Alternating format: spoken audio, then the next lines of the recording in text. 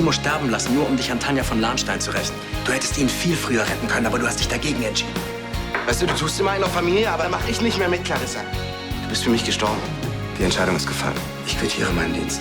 Du hast keinen Job, du willst harte körperliche Arbeit, davon haben wir mehr als genug. Arbeitsvertrag als Pferdepfleger. Ich bin krank. Ich habe Alzheimer. Ich bin nicht dein Sohn. Ich bin's, Andi. Lass mich los. Lass mich sofort los. Hilf mir auf. Jan!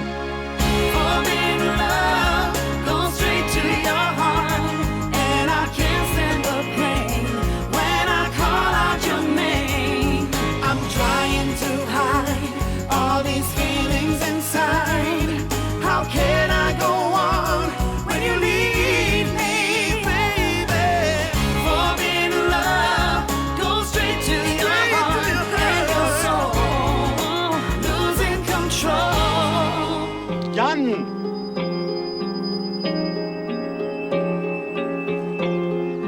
Wo willst du denn hin? Jan!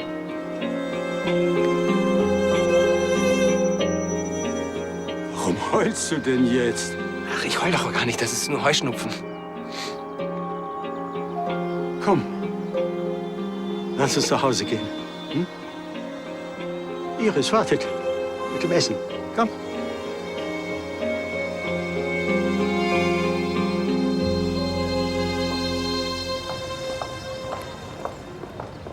Hättest du gedacht, dass Kim sich so einfach breitschlagen lässt, ihr Abi zu machen? Naja, so einfach.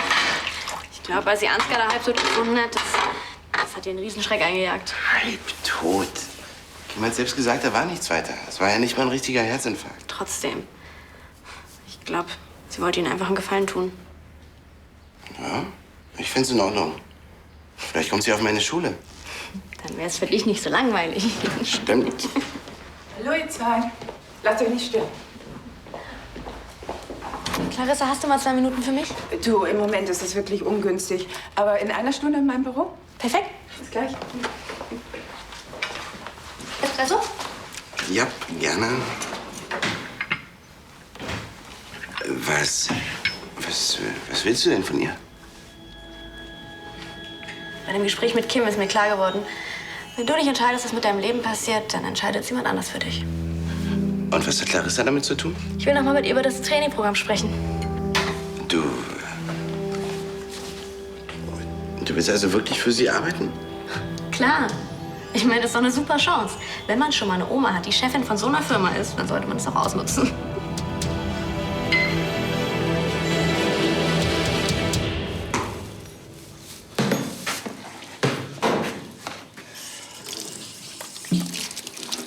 Ich dachte immer, Schlammcatchen ist ein reiner Frauensport. Warst du heute schon mal draußen auf der Weide? Nee. Ist mir eindeutig zu schlammig. Schlammig ist überhaupt kein Ausdruck. Die Weide ist eine reine Sumpflandschaft. Da gibt's Stellen, da stehst du bis zum Knie im Dreck. Ja, die kenn ich. Hauptsache, du hast die beiden abgerubbelt, bevor du sie in eine Boxe gestellt hast. Wenn die nämlich nass in der Box stehen, dann werden die krank. Vor allem Sully. Ja. Dazu müssten sie erst mal in der Box stehen. Ich hab's mit Härte probiert. Ich hab's mit Zuckerstückchen probiert. Ich hab's mit Mohrrüben probiert. Ich hab ihnen gut zugeredet. Aber immer wenn ich ihnen das Halfter überziehen will, büchsen sie aus und ich pack mich wieder der Länge nach in den Matsch. Ja. Pass auf, ich mach das mal eben. Und du machst ein bisschen Pause, ne? Sag mal, ist dir eigentlich schon aufgefallen, dass du dir in der ganzen Zeit, seit du hier bist, noch keinen Tag freigenommen hast? Ach ja? Ja, Herr Doktor, die Arbeit hier ist schon was anderes als im Krankenhaus. Ja und? Wenn du glaubst, das bisschen Dreck da kann mich irgendwie abschrecken, kennst du mich schlecht.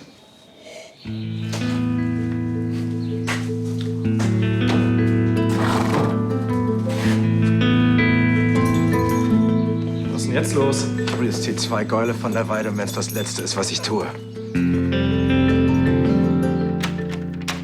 Oh, hallo. Gibt es was zu feiern? Ich habe schon Champagner kalt gestellt. Nichts zu feiern. Wieso? Was ist denn los? Erklär dir mir lieber, was mit Jan los ist. Ich erkenne meinen eigenen Sohn nicht wieder.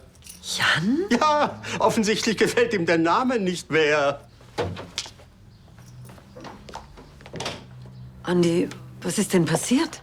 Keine Ahnung, erst war alles cool. Wir hatten jede Menge Spaß, so wie in alten Zeiten. Und dann auf einmal von jetzt auf gleich Was? dreht er völlig ab. Komplett. Er nennt mich auf einmal nur noch Jan und redet wirres Zeug. Tut mir leid, aber mit sowas komme ich überhaupt nicht klar. Und Brandner Bau? Habt ihr den Interessenten überhaupt nicht getroffen? Er hatte mich ja schon fast so weit, dass ich die Firma übernehme, aber... Nee, ich kann das nicht. Andi, wir haben doch schon mal drüber gesprochen. Du weißt, dass sich Arno das immer gewünscht hat.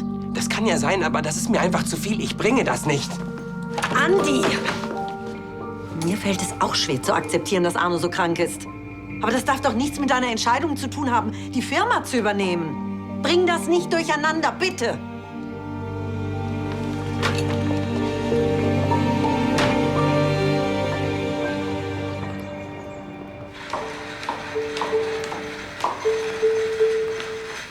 Wie siehst du denn aus? Tut mir leid, wenn mein Anblick dein ästhetisches Wohlbefinden stört. Im Gegenteil. Ich finde, der Look hat was. So was ursprünglich Männliches. Sheriff Mendes ist back in town. Gefällt mir. Nur gegen den Geruch musst du was tun. Hast du etwa im Stall übernachtet oder wo kommst du her? Von der Arbeit. Wurde euer Krankenhaus von der Schlammlawine überrollt? Ha. Ich arbeite jetzt bei deinem Bruder im Gestüt als Pferdepfleger. Nein, sag nichts, danke. Ich weiß genau, was du denkst. Ist doch kein Job für einen Chirurgen. Ja, woher nehmt ihr euch eigentlich alle das Recht her, darüber zu bestimmen, was ein anderer Mensch mit seinem Leben machen darf und was nicht? Natürlich ist es kein so ehrenwerter Beruf wie teure Fummel zu entwerfen, die dann die Problemzonen von reichen Frauen bedecken oder schicke Business-Kostümchen auf ein zartes Netz von Krampfadern abzustimmen. Schönen Tag noch.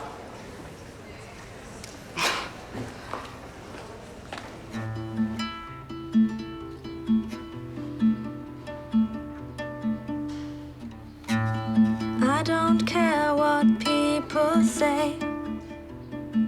It's just a matter of time. You don't seem to think that way. But love is not a crime.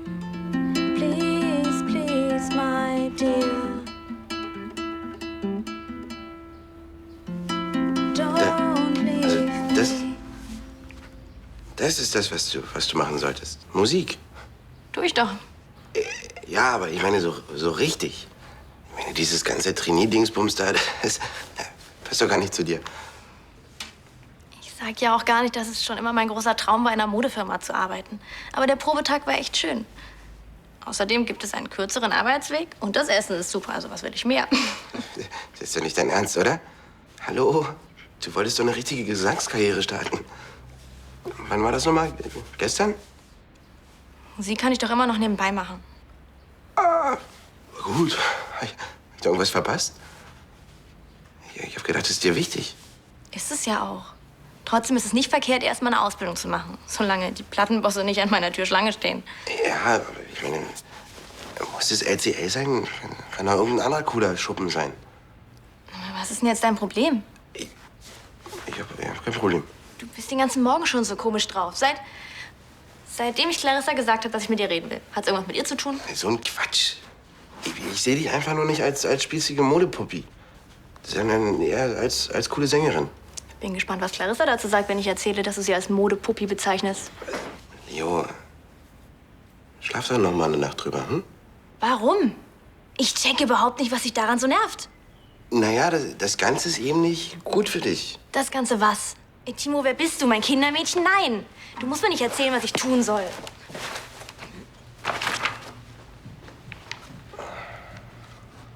Morgen um 12 sind die Stoffe hier und keine Minute später. Sonst ist der Vertrag gegenstandslos. Lesen Sie mal das Kleingedruckte. Oh, es gibt doch nichts Schlimmeres als Amateure. Dilettanten vielleicht, aber die bemühen sich wenigstens. So, jetzt habe ich Zeit für dich. Was kann ich für dich tun? Ich möchte dein Angebot annehmen und das Turnierprogramm machen. Da machst du mir aber eine große Freude. Ja, das muss gefeiert werden.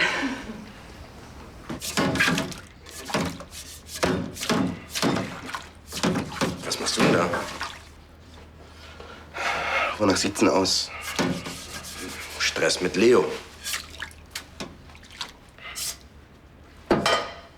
Wie kommst du denn darauf? Na, eben war sie noch hier, jetzt ist sie weg. Du bist mies drauf und misshandelst unsere Bratpfannen. Ist nicht so schwer. Also, was ist los? Nichts.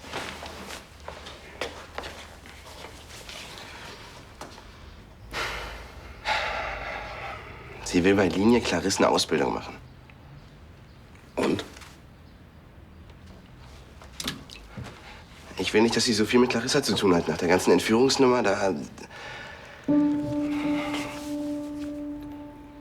Du weißt davon?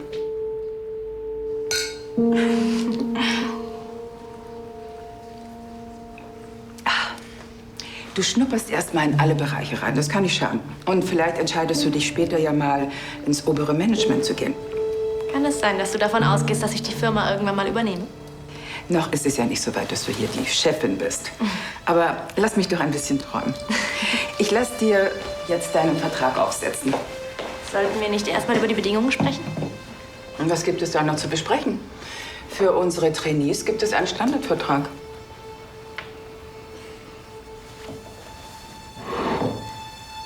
Siehst du, und genau da liegt der Fehler. Ich bin alles andere als Standard. In keinerlei Hinsicht. Ich wohne mit der Chefin zusammen. Das heißt Besprechungen vom Aufstehen bis zum Schlafengehen. Ich sehe schon, im Marketing wirst du gut aufgehoben sein. Verhandeln kannst du. Ich habe euren Streit auf der Party mitbekommen. Und den Rest hat mir Sebastian von Lahnstein erzählt. Dass sie ihn entführen wollte und dich zwingen wollte, irgendwo in der Pampa in einem unsterilen Krankenwagen die Leber zu entfernen. Warum hast du mich nie drauf angesprochen? Dir geht's ja jetzt auch nicht so besonders. Ich wollte nicht, dass du dir irgendwelche Vorwürfe machst. Aber Clarissa... Die wusste, dass es um mein Leben geht und hat trotzdem bis zuletzt gepokert. Nur weil sie wollte, dass Tanja von Lahnstein im Gefängnis verschimmelt. Obwohl sie die ganze Zeit wusste, dass sie unschuldig ist. Aber ist sie bescheuert?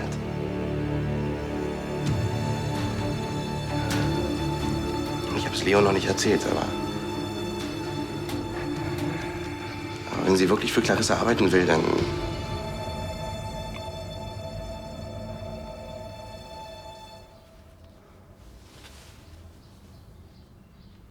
Hab ich geschlafen?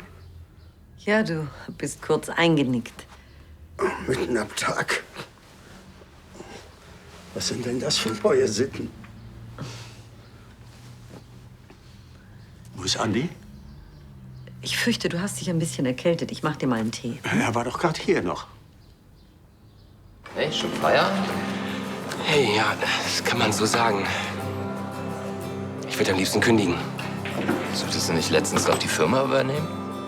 Das hat sich erledigt, endgültig. Wie denkt Arno jetzt nicht mehr, du bist der Richtige dafür? Ach, keine Ahnung, was er denkt. Ich habe Andi für Jan gehalten.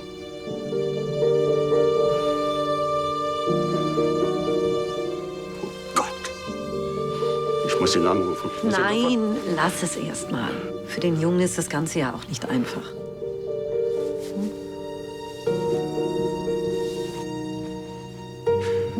Wir sind in dem Wagen seines Vaters gefahren. Offene Fenster, laute Musik. Born to be wild. Ganz schön jung, was? Du bist jung, Arno. Nicht die Jahre zählen, sondern das, was hier drin ist. Lass es Andi erst mal verdauen. Hm?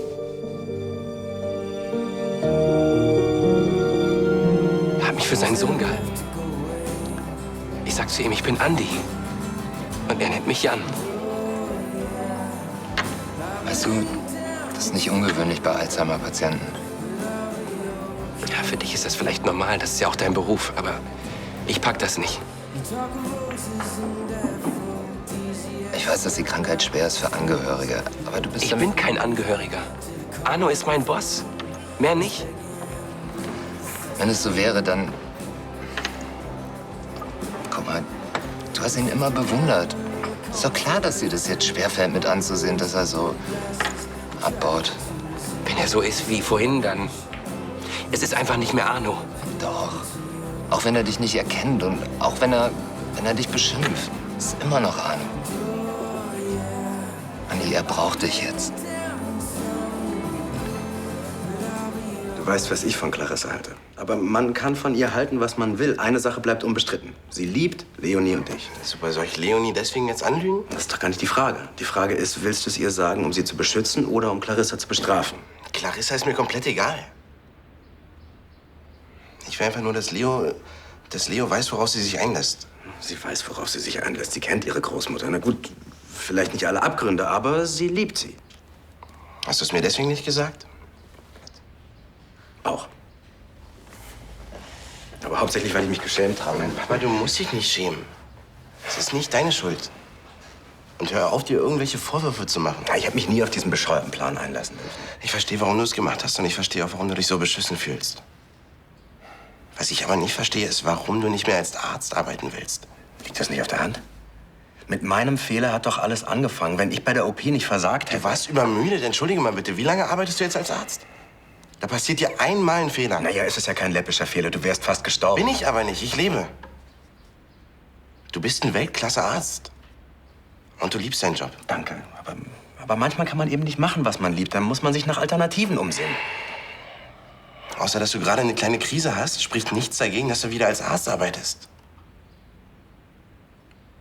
Dass du gerade Pferdeboxen ausmüsstest, also das ist wirklich das ist der Witz des Jahrhunderts. Das ist eine sinnvolle Tätigkeit. Also ich verstehe ja, dass du jetzt eine Auszeit brauchst. Aber du musst doch nicht gleich alles hinwerfen. Das bist doch nicht du. Glaubst du wirklich, die Pferdchen werden ein neuer Lebensinhalt? Das glaube ich nämlich nicht. So. Ich guck mal, wo Leonie steckt. Vielleicht kann ich ja noch mal mit ihr über den Job reden, ohne ihr alles zu erzählen.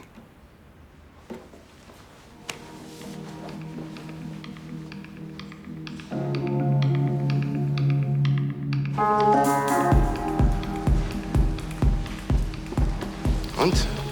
Hast du schon unterschrieben? Und wenn? Leo, jetzt sag schon, hast du oder hast du nicht? Ich bin gerade dabei. Und auch wenn es dir nicht passt. Ich habe ziemlich gut verhandelt. Schön. Vielleicht sollten wir uns wirklich noch mal überlegen, ob wir das noch ein bisschen warten lassen. Warum? Wir können ja in aller Ruhe drüber nachdenken. Vielleicht gibt's irgendwas anderes. Vielleicht doch irgendwas mit Musik. Was spricht denn dagegen? Du könntest ja Gesang studieren. Timo, ich habe mich dafür entschieden. Und jetzt sag mir ehrlich, was dein Problem ist. Gönnst du mir den Job nicht? So ein Quatsch. Ich finde nur, man sollte nicht immer gleich das erstbeste Angebot nehmen. Timo, was ist los? Hat es doch irgendwas mit Clarissa zu tun? Nee. Leo, jetzt warte mal bitte. Also eigentlich wollte ich dir das überhaupt gar nicht erzählen, aber das scheint ja nicht zu helfen. Deswegen, dass Oma andere Leute benutzt für ihre Zwecke, ich meine, das haben wir ja schon geschnallt. Aber es kommt noch krasser. Sie geht über Leichen. Sie hätte in Kauf genommen, dass ich sterbe.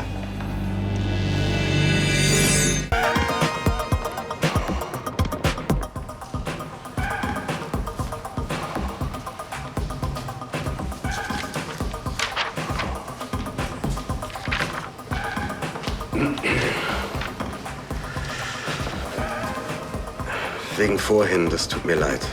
Ich wollte mich nicht abfällig über deinen Beruf äußern. Na, stimmt ja.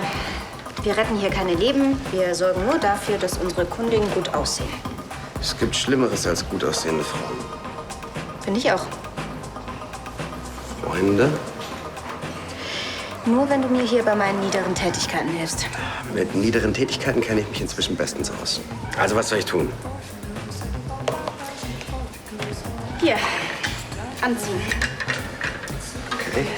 Das soll ein Mann im nächsten Sommer tragen. Leider ist der Prototyp noch ein bisschen uninspiriert. Im Sommer kenne ich mich aus. Beweg dich mal. Nein, richtig. Geh mal ein paar Schritte, dreh dich. Ich muss sehen, wie der Faltenwurf ist. Okay. Ich meine, vielleicht sollten wir die Option offen halten. Modelnder Pferdepfleger im Sommerurlaub, das ist eine Marktlücke. Sie hätte die Transplantation fast vermasselt, obwohl sie genau wusste, dass es deine allerletzte Chance war. Ja, und weil sie wollte, dass Tanja von Lahnstein nicht aus dem Gefängnis freikommt. Warum sagst du mir das erst jetzt? Entschuldigung, ich wollte dir das überhaupt gar nicht sagen. Sie ist deine Oma und die hat euch lieb. Sie ist ein Monster. Hey. Süße, komm mal her.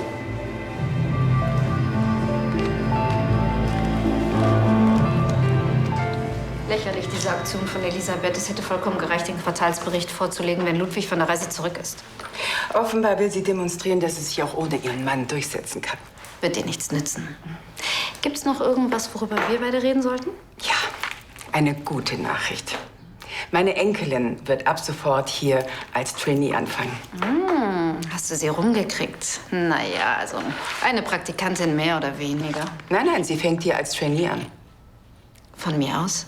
Solange du ihr nicht gesagt hast, sie kann direkt in der Geschäftsetage einsteigen? Ist das so abwegig? Sie ist jung, sie ist ehrgeizig. Ach, willst du dich zurückziehen? Nicht in absehbarer Zukunft. Keine Sorge. Dann bin ich beruhigt. Es ist doch schön zu wissen, dass die nächste Generation bereits schon in den Startlöchern steht. Du meinst übernächste Generation? Leonie, wir sprechen gerade von dir.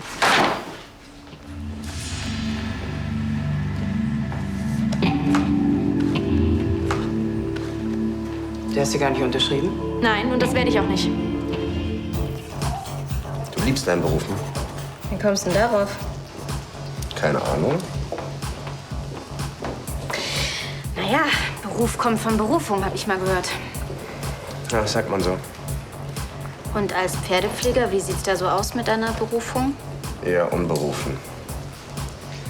Ich schätze, du weißt, was du tust und hast keine Lust, drüber zu sprechen? Nein, ja. Also im Ernst, ich sag zwar vor allem mir selber immer, dass mir die Arbeit im Pferdestall gut tut, aber so langsam kommen mir leise Zweifel. Und jetzt hat mir auch noch Timo den Kopf gewaschen. Ich glaube, die Einzige, die den Job angemessen für mich findet, ist Clarissa. Ja, das kann ich mir vorstellen. Ja, ich weiß, wie das ist, wenn man nicht mehr weiter weiß und keine Ahnung hat, was man eigentlich will. Vor einem Jahr ging es mir genauso. Ich habe an mir und an meinen Fähigkeiten gezweifelt. Und naja, dann habe ich alles hingeschmissen und bin ab nach New York. Du meinst, ich soll wieder weg? Ist das denn ernst? Naja, ich sag ja nur, dass es manchmal gut tut, alles für eine Weile hinter sich zu lassen. Den Kopf frei zu bekommen. Da hilft vielleicht auch schon ein Urlaub. Wann warst du das letzte Mal im Urlaub? Wie schreibt man Urlaub? Hier. Die brauche ich nicht mehr. Da sind bestimmt ein paar lohnende Ziele dabei. Und vielleicht inspirierender als im Pferdestall. Aloha he. Sag ich ja. Es ging mir um Timo. Und nur um ihn. Ich habe nachts vor lauter Sorge nicht mehr schlafen. Ach, du Arme. Und warum hast du nicht einfach das gemacht, was Sebastian von Lahnstein von dir verlangt hat? Weil ich mich nicht erpressen lasse. Und dann entführst du ihn lieber einfach. Und wenn Ricardo mitgespielt hätte, wäre Sebastian von Lahnstein jetzt wahrscheinlich tot. Du hast ja recht. Das war alles nicht richtig durchdacht. Nicht richtig durchdacht. Du glaubst immer noch, du hast nichts falsch gemacht. Doch. Ich habe einen Fehler gemacht, das weiß ich jetzt. Deshalb habe ich Tanja auch die Überwachungsaufnahmen gegeben, schon im Krankenhaus, damit sie ihre Unschuld beweisen kann. Ein bisschen spät. Ich war verzweifelt, ich wollte Timo helfen. Ist das so schwer zu verstehen? Wir waren alle verzweifelt. Aber niemand von uns ist auf die bescheuerte Idee gekommen, einem Menschen gegen seinen Willen ein Organ rauszuschneiden. Durch Ricardos Kunstfehler hat sich Timos Leber überhaupt erst entzündet. Aber das habt ihr eben sehr schnell vergeben. Ricardo hat den Fehler nur gemacht, weil er Timo liebt und nicht, um sich irgendwelche Vorteile zu verschaffen. Leonie, es ist sehr schade, dass du so denkst. Aber das sollte dich nicht daran hindern, in dieser Firma eine Ausbildung zu machen. Es geht um deine Zukunft. Ich weiß nur eins von meiner Zukunft. Dass du so wenig wie möglich damit zu tun haben sollst.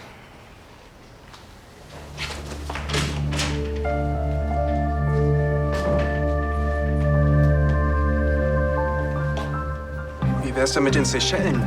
Waren Sie schon mal da? Ich arbeite dran. Ja, oder Korsika. Da hatte ich mal ein Shooting, das ist paradiesisch. Das klingt auch nicht schlecht.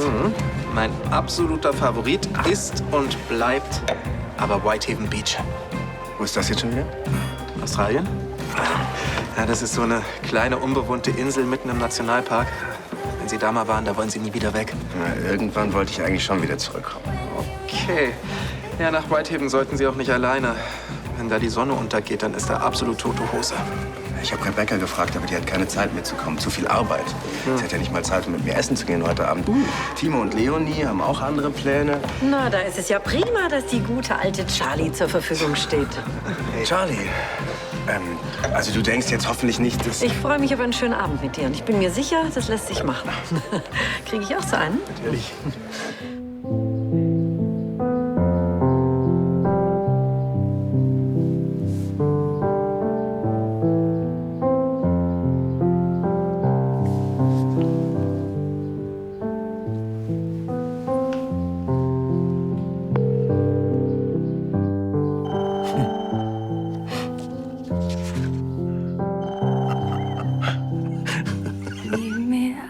The waste, this is not what I do. It's the wrong kind of place to be thinking of you. It's the wrong time for somebody new.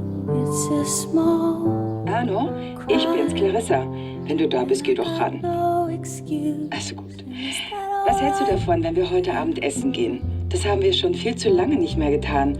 Vielleicht kannst du Leonie und Timo ja auch noch Bescheid geben. Dann machen wir uns einen gemütlichen Familienabend. Ich würde mich freuen. How am I supposed to hold it? That alright? Yeah. Keep my gun away. It's loaded. That alright?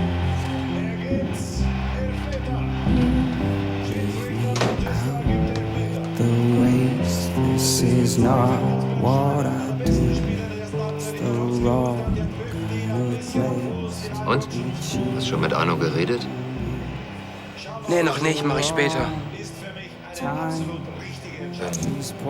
Findest du nicht, dass das wichtiger ist, als Fußball zu gucken?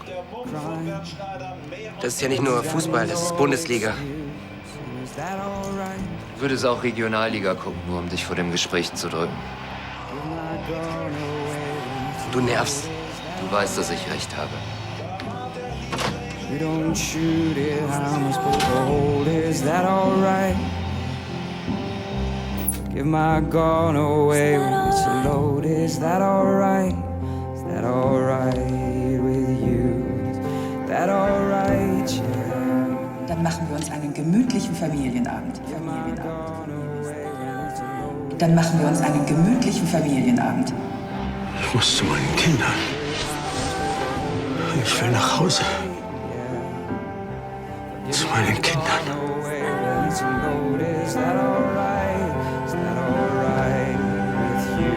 Is that alright, yeah? Give my gun away. Is that alright, yeah? You don't shoot it. Is that alright, yeah? Give my gun away. Is that alright? Is that alright? Is that alright with you? No.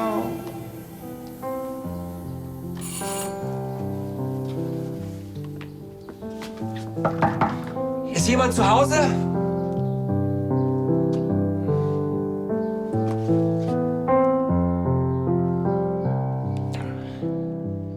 Ich hab's versucht.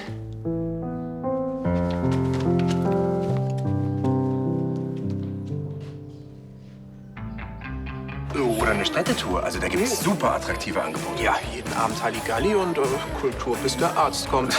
Naja, dafür musst du nicht in Urlaub fahren. Das kannst du auch hier haben. Du willst jetzt aber nicht Düsseldorf mit Rom oder Paris vergleichen, oder? Nein, natürlich nicht. Aber ich meine, das ist einfach die Frage Ablenkung und Zerstreuung. Das hast du hier. Ist es das, was du wirklich brauchst? Ja, was denken Sie denn vom Bergsteigen? Südtirol, da gibt's auf jedem Berg ein Gipfelkreuz und abends fällt man todmüde ins Bett. Ins Strohbett, ja. Und das Panorama atemberaubend. Seid ihr beide Bergsteiger? Nicht wirklich. Dokus. Die Tour ist doch recht anspruchsvoll. Da sollte man auf keinen Fall alleine losziehen. Okay, dann lassen wir das lieber. Es muss ja auch nicht gleich das ganze alpine Programm sein mit Seil und Steigeisen. Wandern wäre eine Alternative. Ah ja, eine langweilige Alternative. Vielleicht ist ein gewisses Quantum an Langeweile genau das, was Ricardo jetzt braucht. Bitte? Naja, in Bewegung sein und an der frischen Luft die Gedanken sortieren, ohne dass immer neue Reize auf einen einstürmen. Er wäre nicht der Erste, dem das gut tut. Dieser Wein hier, den gibt es jetzt 5 Jahre. Den Winzer kenne ich gut, du ja auch. Ja, der hat früher mal mit Immobilien gehandelt. Dann hat er einen Burnout bekommen und musste in die Klinik. Und dann ist er auf den Jakobsweg gegangen. Und da hat er begriffen, was er eigentlich wirklich will. Er will Rioja machen. Naja, und das ist das Ergebnis. Und der ist wirklich gut.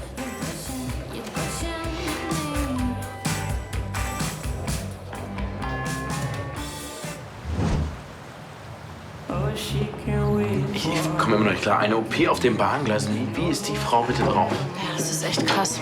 Also ich kann absolut verstehen, weil du nicht mit ihr zusammenarbeiten willst. Du bist sogar ihre persönliche Assistentin.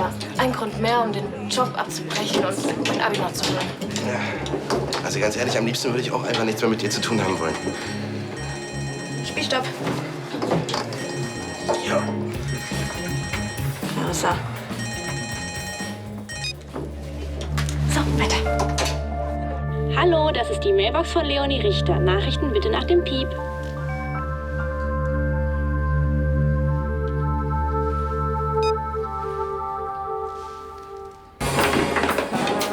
Was ist denn jetzt eigentlich weiter? Immerhin wohnt ihr ja mit ihr zusammen. Ja, leider.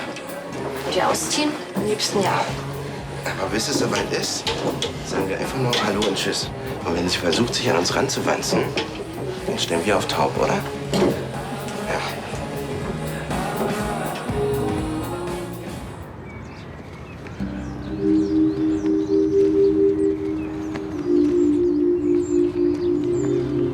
Meine Kinder. Wo sind sie, meine Kinder? Ich will nur... Papa! Papa! Papa!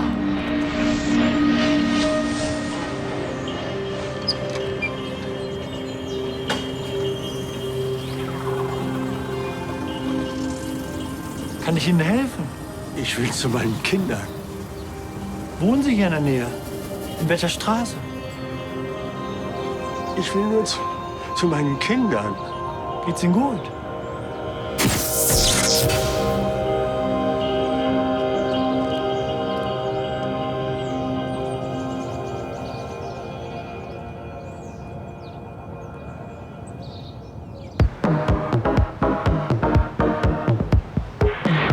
Der Jakobsweg? Ist es nicht das, was die ganzen ausgebrannten Promis alle machen? Ja. Oh, gute Entscheidung. Krass.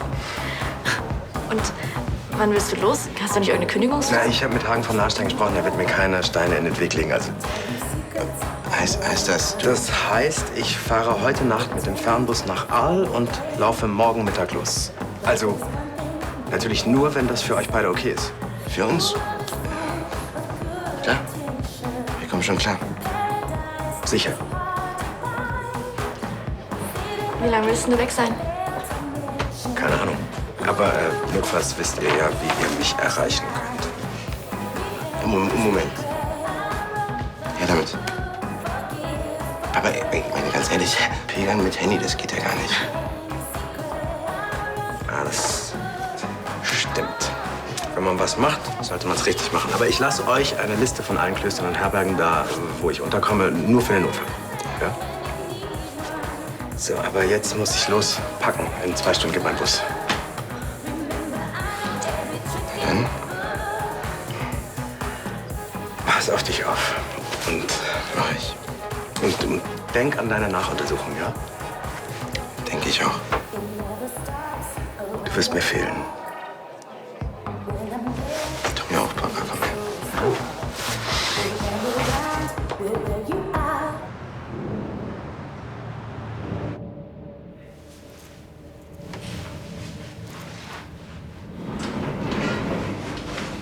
Ach, da seid ihr ja.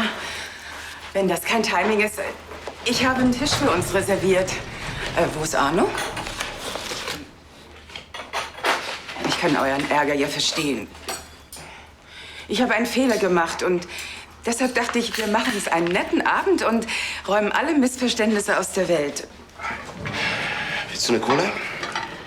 Nee, lieber Wasser. Was ist denn los? Redet ihr nicht mehr mit mir? Was hast du eigentlich? Jahreszeiten und du? A la Putanesca, extra scharf. Na dann hau rein. Du auch.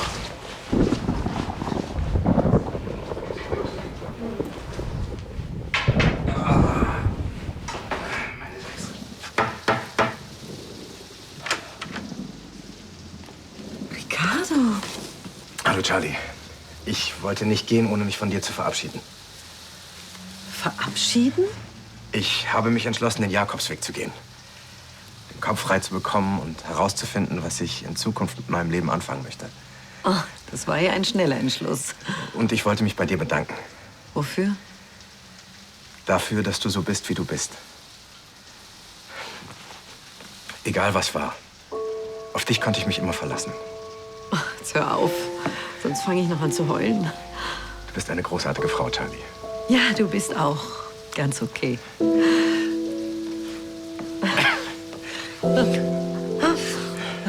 Ist Arno noch wach?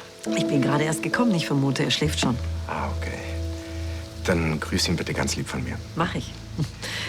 Pass auf dich auf. Adios, Señorita.